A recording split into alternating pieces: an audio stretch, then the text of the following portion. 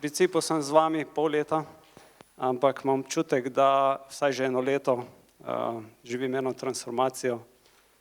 Namreč eno leto nazaj sem pustil službo po 20 letih, da naredim en premislek, eno pavzo in v principu nisem dolgo zdržal, sem se začel intenzivno izobraževati, to, kar me je pravzaprav manjkalo zadnja leta, ki ni bilo veliko časa.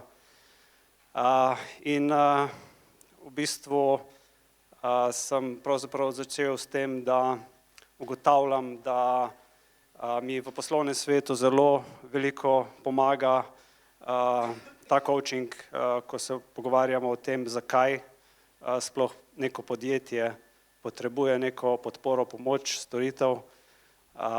In sem ful vesel, da sem lahko to poglobil, da se lahko strankam pogovarjam na ta način, da ugotovim njihove težave, izzive in jim lahko tudi pomagam. Dobim dobre feedbacke od strank, zadovoljstvo, hočejo še sodelovanja, hočejo še storitev, kar je potrditev. Še bolj sem pa zadovoljen, da sem recimo prejšnji teden naredil en preboj z sinom, ki je prišel iz šole, pa je rekel, jaz tega več ne bom delal, to je brez veze, to nima smisla, skopal je jarek, se je usedel noter, jaz se ne grem več.